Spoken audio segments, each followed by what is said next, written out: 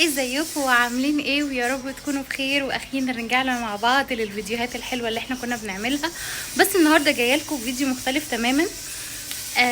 طبعا كان في ناس كتيره كانت بتقول ان انا غبت ليه عن القناه وايه اللي حصل، بس رجعت لكم الحمد لله، وكل شويه بينزل فيديو. وكان في ناس تعرف وكان في ناس ما تعرفش ان انا كنت حامل، والحمد لله ولدت. فالفيديو ده النهارده مخصوص هاجي اقول لكم ايه الحاجات اللي بتبقى مهمه لكل مامي تستخدمها، وايه الحاجات اللي ما تستخدموهاش، ايه الحاجات اللي انا اتعلمت منها وايه الحاجات اللي ما اتعلمتش منها، سواء بقى مع بنتي الاولانيه هانيا او مع البيبي الجديد. فهقول لكم الحاجات اللي انتوا تستغنوا عنها والحاجات اللي انتوا ما تقدروش تستغنوا عنها، وهقول لكم تجربتي الشخصيه بعد فتره طويله جدا من انا استخدمت حاجات ايام هانيا، وفي حاجات بقيت معايا من ايام هانيا، وفي حاجات اساسيه لو انت كنتي مامي لاول مره او كنتي مامي لتاني مره. بس في حاجات احنا بنستفادها مع بعض. خليكم موجودين معايا، ما تنسوش الاشتراك في القناه وتفعيل الجرس عشان يوصلكم كل جديد. ولو انتم محتاجين اعمل اي حاجه في فيديو قولوا لي في الكومنتات وانا تحت امركم في اي حاجه. يلا بينا. حاجه خالص هكلمكم عليها البيبرونات. للي سواء هيرضع طبيعي او هيرضع صناعي او هيعمل ميكس ما بين ده وده. في حاجات استفدت منها جدا دي، بحبها قوي. في اول فتره اللي هي يعني عارفين هو مثلا من 0 ل3 او مثلا من 0 ل4 بتبقى مناسبه جدا ان هي صغيره، وفي نفس الوقت بيبقى هو في الاول البيبي بيبقى مش واخد كميه كبيره جدا من الرضعات. وجايباها ماركة شيكو كمان، هي بتبقى قريبة جدا يعني البريست فيدنج او اللي هو الرضاعة الطبيعية، عشان تعمل كومباينيشن ما بين اللي بيرضع طبيعي وبيرضع صناعي، وفي نفس الوقت تبقى اقرب حاجة لشكل الام. بعد كده في تاني مرحلة أنا بجيب الإزاز بعد كده بتاعت أفنت بعد اللي أنا اكتشفته إن هي حلوة جدا. بالذات إن يعني ان النبلز بتاعتها زي ما انتم شايفين هي حلوه جدا، وفي نفس الوقت هي بصراحه بعد ما انا استخدمت افنت في المره الاولانيه في الاول، وبعد كده لما جيت اشتريت دي، وبعد كده اشتريت برضو بتاعه شيكو اللي هي برضو الازاز. لقيت ان افنت احسن حاجه بصراحه. افنت كخامه وكشكل النبلز بتاعتها حلوه جدا. فانا جبت المقاس ده من 0 ل4. ما بتعيطش وما بتحصلش حاجه. هي عندكم المكيال بتاعها 30 60 90 زي ما البيبي بياخد بالظبط. وبعد كده بعمل ابجريد سواء لدي افنت او بعمل ابجريد بعد كده لشيكو. بصوا بصراحه دي اللي انا اشتريتها جديده للبيبي، لان البلاستيك يفضل ان هو طبعا يتغير ما بين بيبي وبيبي.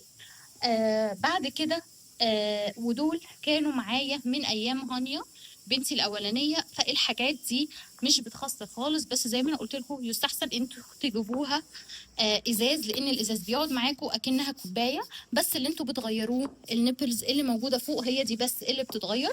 وزي ما انا قلت لكم برده كنت جايبه شيكو، وشيكو مش وحشه هي حلوه، بس انا فضلت افنت احسن. برضو من ضمن الحاجات اللي مفيده جدا جدا جدا ان احنا نجيبها بالذات معانا في الفتره دي، عندنا كمان اللي هي الحاجات اللي بتطول الفانيلات بتاعت الاطفال، بالذات ان هما بيكبروا بسرعه من 0 ل3 ما شاء الله بيكبروا بسرعه.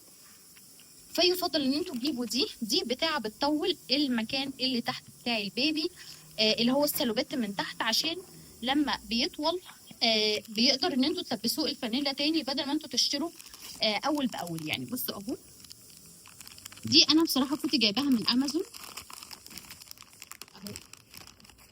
الخامه بتاعتها قطن عادي، انتوا بتعملوها بالكباسين اللي من الجنب ده وللكباسين اللي بتقفل. زي ما قلت لكم ان هي تطويل للبيبي. برضو من ضمن الحاجات اللي حلوه جدا لتنظيف الببرونات انا جبت دي لسه مقفوله خالص، اللي هي بتاعت الببرونات، سواء الببرونه الكبيره او للحته بتاعت النيبلز، او دي لو انتوا حاطين التعقيم بتاع الببرونات. طبعا انتوا عارفين ان انتوا بتعقموها بتغلوها او بتحطوا الميه مغليه فيها، وبتحطوا ميه مغليه في النيبلز وميه مغليه في الغطا. وهوريكم برضو انا بعقم ازاي في فيديو تاني. ولما بتكون انتوا حاطين بقى الببرونه كامله في حله، فدي بتاعه بتشيل الببرونه من مكانها. بعد كده الحاجات بقى اللي هي ملهاش لازمه بصراحه ان احنا نجيبها، يعني ما كانش ليها لازمه دلوقتي او مش لازم نجيبها. السفنجه بتاعت الاستحمام. البيبي بيبقى في اول فتره جلده رقيق جدا، مش مستحمل ان انتوا تستخدموا فيه سفنجه. فجبت سفنجه الاستحمام دي علشان هو بيبي وكده ونحميه ومش عارفه ايه. لا يا جماعه، هو بيستحمى عادي بايدينا، بصوابع ايدينا، بكف ايدينا، ما نحموش يعني بسفنجه. غالبا السفنجه دي في الاخر هتروح لهانيا اصلا. زي ما انا قلت لكم. ايوه بقول لكم.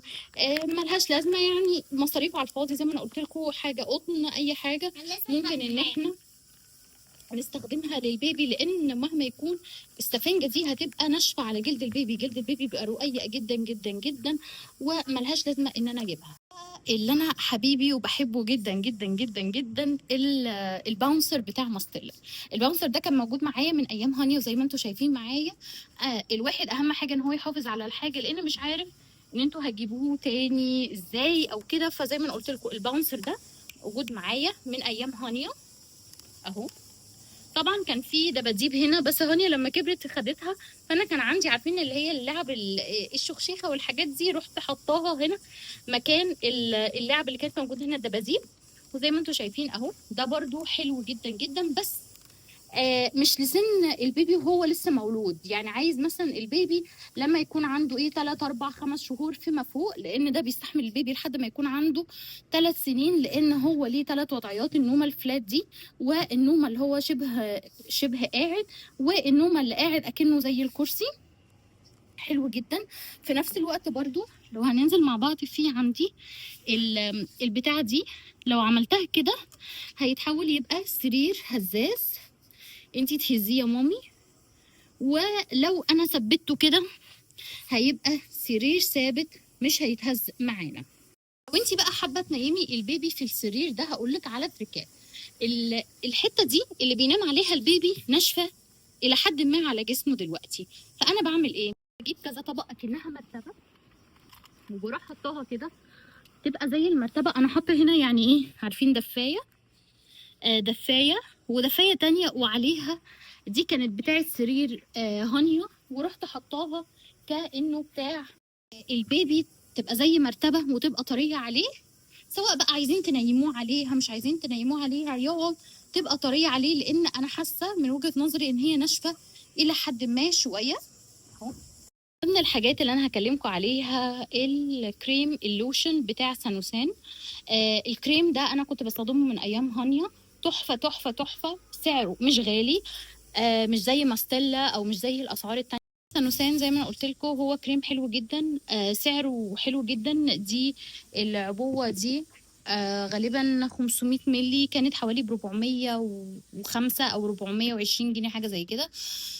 حلوه جدا، بتقعد معايا فتره طويله لبشره البيبي، بالذات في الفتره الاولانيه. برضو من ضمن الحاجات اللي تحفه تحفه تحفه وبتقعد معاكي يعتبر سنه كامله فعلا، كريم الحفاض بتاع سودو كريم. انا من وجهه نظري مش شايفه ان الواحد يشتري حاجه بصراحه غير سودو كريم، لان هو نظيف جدا جدا. بس طبعا تشتروه من مكان موثوق منه. انا كنت بجيبه من صيدليه العزبي، ولو ما بلاقوش في العزب بجيبه من سيف. بجيب الحجم الكبير جدا. هو الحجم الكبير كنت جايباه ب 600 وحاجه. بيقعد معايا سنه حرفيا. يعني انتوا لو بتجيبوا مثلا وليكن مثلا زنك اوليف او اي حاجه، شوفوا هو ثمنه كام وبتجيبوا عليه كام واحده. لا انا شايفه ان ده حلو جدا، يقعد معاكم سنه سنوي كمان، لان هو بيستخدم لكل حاجه. بصراحه من انظف الحاجات اللي ممكن حد يجيبها للبيبي، بالذات في اول فتره. لان بتبقى بشرتهم حساسه جدا جدا جدا ومش مستحمله خالص اي نوع ان انتوا تجربوا معاه. انا كنت جربت مع هانيا زنك اوليف قبل كده وهي صغيره، لقيتها عملها حبوب وتعبها، فرجعت تاني للسودو كريم. بس طبعا كان ايام هانيا يعني الكلام ده كان من 5 سنين، ما كانش السعر غالي قوي كده. بس بصراحه زي ما انا قلت لكم هو فعلا يستحق التجربه. بعد كده هنيجي بقى للحاجه الحلوه قوي، اللي هي العده بتاعه القصافه والحاجه. افتحيها يا هانيا. حاضر. استخدمتها برضه، او هانيا كمان بتستخدمها معايا. اقول لكم بقى، بصوا يا جماعه، العلبه دي فيها كل حاجه. دي مهمه جدا جدا جدا جدا، لان البيبي لازم ناخد باله كل يوم فعلا حرفيا من فتحة التنفس بتاعه بتاعت مناخيره، لان البيبي في الفترة دي ما بيعرفش يتنفس غير من مناخيره. مهما يكون لا مش هيعرف يتنفس زينا من بقنا، من البق لو مناخيره مسدودة. فاحنا لازم نتأكد ان مناخيره ما فيهاش اي حاجة. فدي مهمة جدا معانا ان احنا نتأكد ان مناخيره نظيفة وما فيهاش اي حاجة. تاني حاجة عندنا الفرشه دي طريه جدا على الشعر بتاع البيبي، لو البيبي نازل بشعر او كده. اهم حاجه ان احنا ايه، نسرحه كل فتره كده عشان يبقى كويس كده وشكله حلو. ده هيبقى صديقكم. انتوا هتقصوا ضوافره بالمقص بس، مش هتقصوها بحاجه تانية، لان مش هتعرفوا اصلا، مش هتعرفوا تقصوها بحاجه تانية، لان فعلا بتبقى ايديه صغيره جدا، وفي نفس الوقت ضفره كمان بتبقى طريه. هتخافوا ان انتوا تستخدموا القصافه زي ما هاني قالت لكم. دي المشط يعني انا شايفاه هو ايه، نوت افوربل قوي يعني، مش مهم جدا. بس اهم حاجه عندي بالنسبه لي الفرشه دي. ساعات البيبي بيكون وهو بيرضع بيبقى موجود على اللسان بتاعه في حاجات بيضة، فالحاجات البيضة دي بننضفها بالفرشة دي، او بالناحية التانية اهو بلبسه في صباعي، سواء الجنب ده او الجنب ده. المبرد وترمومتر الحرارة. ترمومتر الحرارة انا بفضل ان انتوا تجيبوه اللي هو الالكترونيك، وبرده هبقى اوريهولكم في فيديو تاني. نعم يا حبيبتي، حاضر. لان ده هيبقى صعب ان انتوا تحطوه تحت باطه، يعني بيبقى صعب مع ان هو الكترونيك، يعني زي ما انتوا شايفين هو الكترونيك. بس يفضل ان انتوا تجيبوه اللي هو اللي هو بالليزر، وهوريكم شكله.